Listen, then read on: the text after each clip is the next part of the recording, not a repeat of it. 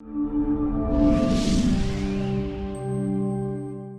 ഓപ്പർച്യൂണിറ്റീസും ഇപ്പോൾ ഒരുപാട് പുതിയ ഗായകർ വരും, തീർച്ചയായിട്ടും ഇപ്പോൾ പുതിയ നടന്മാർ വരും, നടിമാർ വരും. അതിനൊന്നും ഒരു ബുദ്ധിമുട്ടില്ല. പണ്ടൊക്കെ നമ്മളൊക്കെ ഈ സിനിമ ഇങ്ങനെ വരുമ്പോഴല്ലേ കാണുന്നത്, എങ്ങനെ ഈ സിനിമയിൽ പോയി കയറി പറ്റുമെന്നൊക്കെ ഒന്ന് ആലോചിച്ചാൽ തന്നെ ഒരു പിടിയും കിട്ടില്ല. ഇന്നിപ്പോൾ അല്ല, നാളെ ആർക്ക് വേണമെങ്കിലും വരാം, ആർക്കും ഗായകനാകാം. അങ്ങനെ ഒരുപാട് എളുപ്പം സ്റ്റാൻഡിങ് ഉണ്ടാവുക എന്ന് പറയുന്നത് വളരെ കുറവാണ്. ഇപ്പം നമ്മുടെയൊക്കെ ഓർമ്മയിൽ എത്രയോ കാലം ദാസേട്ടനും ജയചന്ദ്രൻ ചേട്ടനും മാത്രമേ ഉണ്ടായിരുന്നു, അല്ലേ?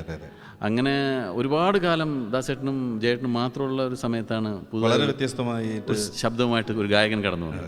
ആരാണ്? ബ്രഹ്മാനന്ദൻ ചേട്ടൻ.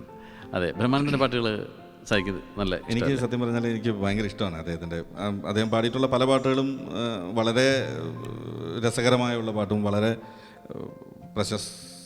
പ്രശസ്തി കിട്ടിയ പാട്ടുകളുമാണ്. എന്നും ഓർമ്മയിൽ നിൽക്കുന്ന പാട്ടുകൾ. തീർച്ചയായിട്ടും ദാസേട്ടനും ജയേട്ടനും ഒക്കെ പാടിക്കൊണ്ടിരിക്കുന്ന സമയത്ത് അവരോടൊപ്പം തന്നെ നിന്ന് വേറൊരു തനതായ ഒരു ശബ്ദത്തിൻ്റെ ഉടമ എന്ന് പറയുന്നത് ബ്രഹ്മാനന്ദൻ ചേട്ടൻ മാത്രമായിരുന്നു ആ കാലഘട്ടത്തിൽ.